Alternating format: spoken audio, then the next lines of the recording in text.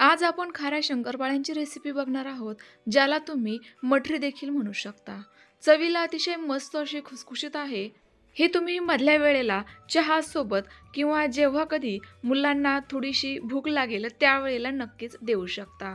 एकाच वेळेला बनवा आणि महिनाभर खा, अशी ही साधी आणि सोपी रेसिपी आहे.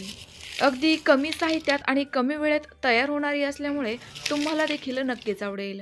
चला तर मग लगेच रेसिपीला सुरुवात करूयात. आजचे हे खारे शंकरपाळे मी मैदा वापरून बनवणार आहे. तुम्हाला जर मैदा आवडत नसेल तर तुम्ही गव्हाच्या पिठापासूनही बनवू शकता. त्याकरिता मी या ठिकाणी 2 वाटी स्वच्छ चाळून घेतलेला मैदा घेतलाय. यामध्ये टाकूयात 1 चमचा जिरे आणि अर्धा चमचा ओवा. ओवा थोडासा हातांवर क्रश करून टाकायचा. यामुळे मठरी पचायला हलकी बनेल, कारण या ठिकाणी आपण मैद्याचा वापर केला आहे. सोबतच टाकूयात थोडंसं मीठ. मीठ हे कमीच वापरावं. आता टाकूयात 2 चमचे साजूक तूप. तर हे तूप मी वितळून घेतलेलं नाहीये, कारण आपल्याला हा पदार्थ खुसखुशीत बनवायचा आहे. कोणताही पदार्थ खुसखुशीत बनवायचा असेल तर थंड तूप घ्यायचं, कुरकुरीत हवा असेल तर गरम तूप घ्यायचं. आता हे तूप आपण या मैद्याला छान असं व्यवस्थित चोळून घेऊयात. तर बघा, हा मैदा मी मुठीमध्ये घेऊन बघितला की याची अशा पद्धतीची थोडीशी घट्टसर मूठ बांधली जातीये. आता यामध्ये आपण थोडं करत पाणी टाकून घट्टसर कणिक भिजवून घेऊयात. सुरुवातीला मी 1 वाटी पाणी घेतलं होतं. आता हे पाणी मी थोडं करत टाकते आणि व्यवस्थित घट्टसर कणिक भिजवून घेते.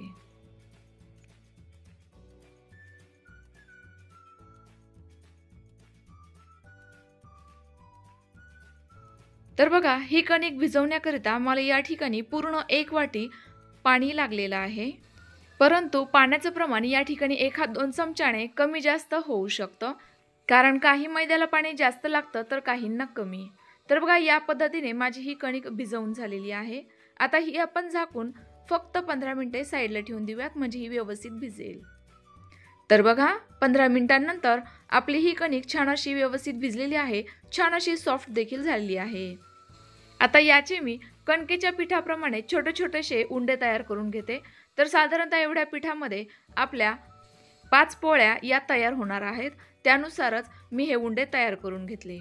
आता आपण झटपट साठा बनवून घेऊयात. त्याकरिता मी या ठिकाणी 1 चमचा साजूक तूप घेतलंय.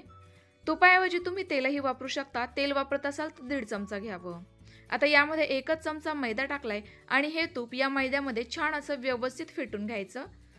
जास्त फेटत गेलं की याचा हलकासा रंग चेंज व्हायला लागतो. असं हे मस्त असं दिसतं, अगदी क्रीमी टेक्स्चर सारखं हलकं फुलकं तयार होतं. बघा, या पद्धतीचा आपल्याला हा साठा बनवून घ्यायचा आहे. यामुळे आपल्या खाऱ्या शंकरपाळ्यांना पूड जास्त छान सुटतील. आता एक उंडा घेऊयात आणि याची एकदम पातळसर मस्त अशी चपाती लाटून घेऊयात किंवा पोळी लाटून घेऊयात.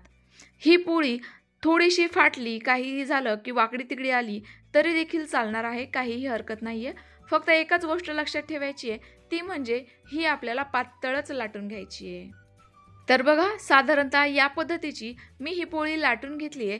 एकदम पातळ आहे. आता ही मी एका ताटामध्ये ठेवून घेते आणि सेम पद्धतीने उरलेल्या पिठांच्या देखील पोळ्या लाटून घेते.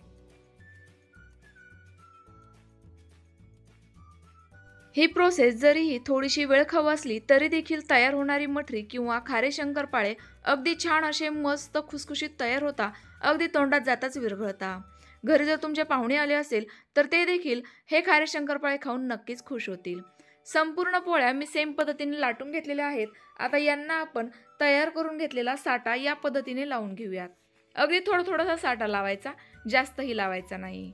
हा साठा सर्व बाजूंनी व्यवस्थित असा लावून झालेला आहे. हातांनी मी व्यवस्थित असा पसरवून दिला. आता यावर तयार केलेली दुसरी पोळी ठेवायची आणि सेम पद्धतीने दुसऱ्या पोळीलाही साठा लावून घ्यायचा. पुन्हा त्यावर तिसरी पोळी. अशाच पद्धतीने संपूर्ण पोळ्या एकमेकांवर ठेवून घ्यायच्या आहे आणि एकाडेक त्यांना साठा देखील लावून घ्यायचा आहे. आता इथून पुढील प्रोसेस संपूर्ण थोडीफार सेम असल्यामुळे मी आता हा व्हिडिओ थोडासा फास्ट गतीत दाखवते, नाहीतर मग आपला व्हिडिओ जास्त मोठा होईल.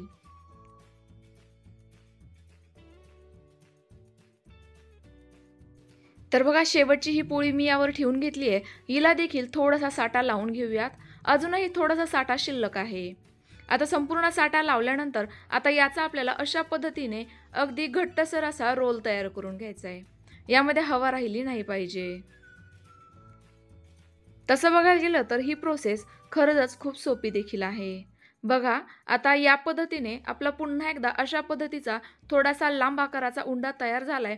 हा मी आणखी थोडासा लांब करून घेते, कारण याचे आपल्याला छोटे छोटेसे पेढे तयार करून घ्यायचे आहे किंवा हा व्यवस्थित असा एकसारख्या आकारात कट करून घ्यायचा आहे. त्यामुळे अशा पद्धतीने थोडासा मी लांबट आकार देऊन घेतेय. आता याचे आपण छोटे छोटेसे गोळे कट करून घेऊयात, बघा व्हिडिओत दाखवल्याप्रमाणे. तर बघा, याला आतून किती छान अशी पूड किंवा लेयर्स तयार झालेले आहेत. असेच लेयर्स मस्त असे तेलात गेल्यानंतर सुटतात किंवा यामुळेच आपले हे खारे शंकरपाळे मस्त असे खुसखुशीत तयार होतात. आता यातील सुरुवातीला आपण फक्त एकच लाटी घेऊयात आणि त्याची जी लेयर्सवाली बाजू होती ना ती वरच्या साईडने ठेवून हाताने थोडीशी प्रेस करून घेऊयात. आता ही आपण लाटण्याने थोडीशी लाटून घ्यायची आहे, साधारणतः पुरीच्या आकाराची. पण एक मात्र लक्षात ठेवा, ही लाटत असताना थोडीशी हलक्या हातानेच लाटा, नाहीतर मग याच्या ज्या लेयर्स आहे ना त्या जास्त प्रेस होतील आणि नंतर त्या तेलात गेल्यानंतर सुटणार नाहीत. तर बघा, साधारणतः या पद्धतीने लाटून झाल्यानंतर आता याला थोडासा साठा लावून घेऊयात आणि नंतर याची अशा पद्धतीने घडी घालून घेऊयात. या अर्ध्या घडीवर पुन्हा एकदा अगदी थोडासा साठा लावून घ्यायचा आहे आणि पुन्हा एकदा याची अशा पद्धतीचीच घडी घालून घ्यायची. अगदी मस्त असे हे त्रिकोणी शेपमध्ये खारे शंकरपाळे आपले तयार होतील. आता हे तेलात गेल्यानंतर सुटू नये याकरिता काटे चमच्याने याला मी थोडेसे होल पाडून घेते, बघा अशा पद्धतीने. आता सेम पद्धतीने आपण उरलेले देखील हे खारे शंकरपाळे पटापट तयार करून घेऊयात.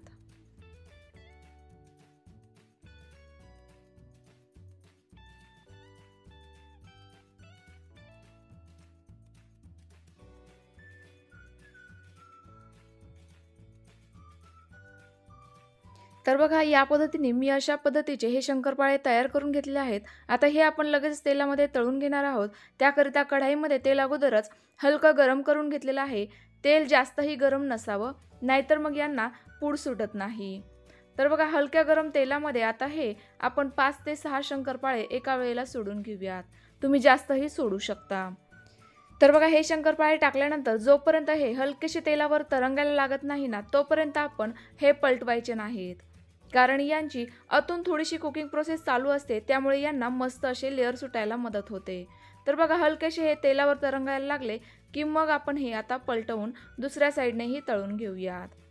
पण लक्षात घ्या, यावेळेला गॅसची फ्लेम कमी किंवा मध्यमच ठेवायची आहे. जर मी सांगितलेल्या या काही खास टिप्स तुम्ही नक्की लक्षात ठेवल्या तर तुमचेही खारे शंकरपाळे मस्त असे खुसखुशीत नक्कीच तयार होतील. आता यांना मस्त असे पुढेही सुटलेले आहेत आणि हलका बदामी रंगही आलेला आहे. आता हे मी तेलातून बाहेर काढून घेते आणि सेम पद्धतीने उरलेले ही शंकरपाळे तळून घेते. तर बघा, या ठिकाणी मस्त असे खुसखुशीत भरपूर सारे लेयर्स असणारे आपले खारे शंकरपाळे तयार झालेले आहेत.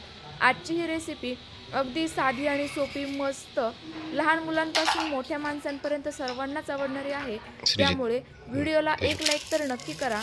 अशाच नवनवीन छान छान रेसिपीज बघण्याकरिता खाद्यप्रेमी चॅनलला नक्की सबस्क्राईब करा. पुन्हा भेटूयात तुमच्या जवळच्या छानशा नवीन रेसिपीसोबत. तोपर्यंत बाय बाय.